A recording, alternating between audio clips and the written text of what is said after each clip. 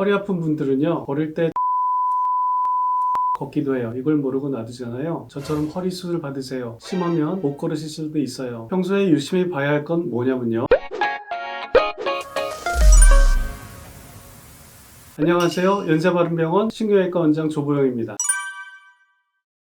허리가 아플 때 주로 나타나는 걸음걸이가 있어요. 먼저 말씀드릴 테니 체크해보세요. 평소보다 다리를 넓게 벌려서 걷거나 보폭이 짧아지고 걸음이 느려지는 것, 걸을 때 허리를 굽거나 한쪽 다리가 조금 절뚝대는 느낌, 다리가 저리거나 걸음걸이가 불안정하거나, 만약 이렇게 걸으시면 허리에 문제가 생겼을 가능성이 높습니다. 방치하면 나중에 걷는 게 어려워질 수도 있어요. 100m 정도 걷고 쉬고, 그러다 또 거리가 50m만 걸어도 쉬어야 하고, 그러다 아예 못 걸으실 수도 있어요. 지금부터라도 더 심해지지 않게 운동과 식단 조절을 해야 합니다. 이걸 순서대로 말씀드리겠지만, 먼저 허리가 아프면 왜 걸음걸이가 변하는지부터 말씀드릴게요. 그래야 내 걸음 자체가 이상한 건지 아님 정말 허리에 문제가 있는 건지 구분할 수 있거든요. 자, 첫 번째, 보폭이 짧아지고 걸음걸이가 느려질 때, 이건 주로 허리 통증 때문에 생기는 건데요. 저희가 걸을 때 유심히 보면 허리도 같이 움직이거든요. 보폭이 클수록 허리에 힘이 더 많이 들어가고요. 그런데 허리가 아프니까 나도 모르게 허리 움직임을 최소화하려고 하다 보니까 자연스레 보폭이 짧아지고 걸음걸이가 느려질 수 있어요. 둘째, 걸을 때 허리를 굽히거나 한쪽 다리를 절뚝거리는 증상, 이건 허리신경이 압박돼서 생기는 거예요. 흔히 허리에 문제가 있으면 다리도 저리다는 말이 있죠. 그게 허리신경이 압박을 받을 때 나타나는 증상이에요. 이러한 증상은 걸을 때 균형을 잡기 어렵게 만들 수 있습니다. 따라서 걸을 때 허리를 굽히거나 한쪽 다리를 절뚝거리는 못 걷는 증상이 나타날 수 있죠. 셋째, 다리가 저리거나 걸음걸이가 불안정해질 때, 허리 디스크로 인해 신경의 압박이 있으면 다리의 통증이나 감각 이상, 근력 저하 등이 나타날 수 있습니다. 이러한 증상은 걸을 때 다리가 저리거나 걸음걸이가 왠지 불안정해 보일 수 있습니다. 넷째, 다리를 더 넓게 벌리고 걸을 때, 이건 척추의 모양이 변했을 때 나타납니다. 우리가 걸을 때 팔다리를 앞으로 왔다 갔다 하잖아요. 이게 균형을 잡기 위한 건데요. 척추가 굽어지거나 휘어졌어요. 그럼 평소처럼 걸으면 균형이 깨지겠죠. 그래서 몸의 균형을 잡기 위해 걸음걸이가 달라지게 됩니다. 예를 들어 허리가 굽으면 허리를 펴기 위해 다리가 넓어지는 거죠. 혹은 척추가 휘면 한쪽 다리에 더 많은 체중이 실리죠. 그럼 걸음걸이가 삐걱거리거나 다리가 아플 수 있습니다.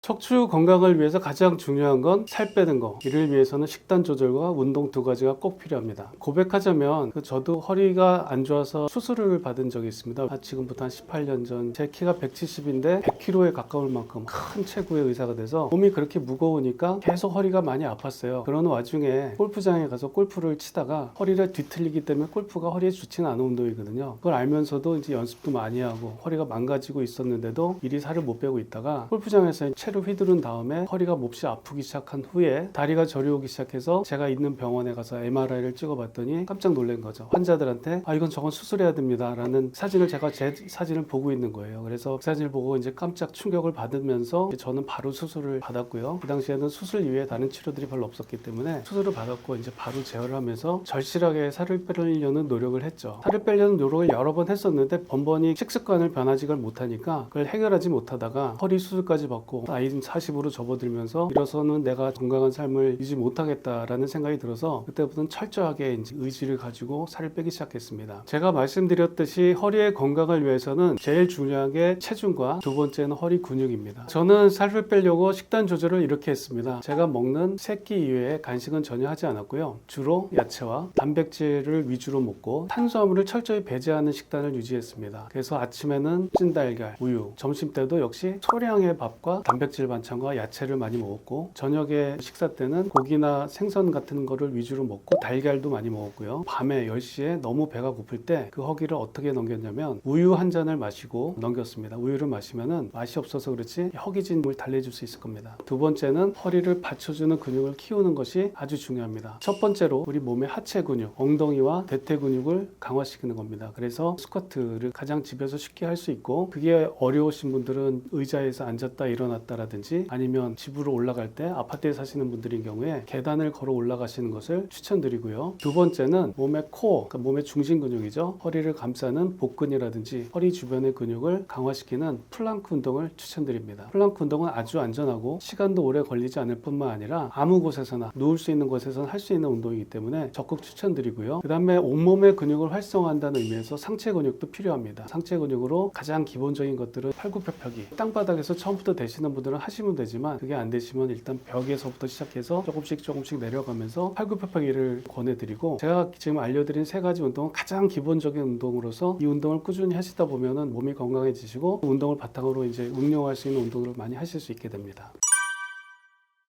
환자분들 중에 나는 뭐 짧고 굵게 살 거야 이렇게 하면서 사람이 오래 사는 거에 대한 생각을 안 하시는 분들이 많은데, 이제는 짧게가 되지 않습니다. 그냥 의료가 엄청 발전해서 길게 살아야만 되고, 그럼 길게 살아야 됐을 때 우리가 이제 늙었을 때 어떤 모습으로 살 건지에 대한 생각을 미리 좀 하셔야 될 것 같아요. 저는 요즘 목욕탕에 가면은 그 노인들을 봅니다. 그 노인들 중에 어디를 주로 보냐면 허벅지나 엉덩이 근육, 배가 얼마나 나왔는지를 보게 되면서, 허벅지나 엉덩이가 튼실한 분들은 지금 현재 생활도 질이 굉장히 높고 여행도 다닐 수 있고 자기가 하시고 싶은 일들을 거의 다 하실 수 있는 반면에, 엉덩이가 처지고 허벅지가 가늘어지신 분들은 현재 생활의 질도 낮을 뿐만 아니라 곧 어떻게 하다 다치시기라도 되면 거의 인생의 후반의 질은 나락으로 떨어지게 되는 거죠. 그러니까 여러분도 젊으실 때부터 체중을 줄이시고 그 다음에 허리 근력, 하체 근력 키우셔서 나이가 들었을 때 건강하게 사람답게 살 수 있는 생활을 유지하실 수 있게 되길 바랍니다. 오늘은 허리에 문제가 있을 때 나타나는 증상, 그리고 디스크 예방의 중요한 식단과 운동법에 대해 말씀드렸습니다. 끝내기 전에 꼭 드리고 싶은 말씀이 있습니다. 무언가 이상이 느껴진다. 그러면 꼭 병원에 가보시라는 것인데요. 자세를 바로잡고 운동하고 식단 조절 다 필요합니다. 그렇지만 이상이 생겼을 때는 치료가 필요한 것도 사실입니다. 제가 환자분들을 마주하면서 조금만 더 일찍 오셨으면 하는 순간이 있어요. 초기에 왔더라면 잘 관리하고 간단한 치료만으로도 끝날 수 있었을 텐데, 너무 늦게 오셔서 수술까지 가는 분들이 꽤 있으시거든요. 그러니까 꼭 뭔가 이상이 있다면 근처 병원에 가셔서 진료라도 받아보셨으면 좋겠습니다. 지금까지 연세바른병원 신경외과 조보영 원장이었습니다. 감사합니다.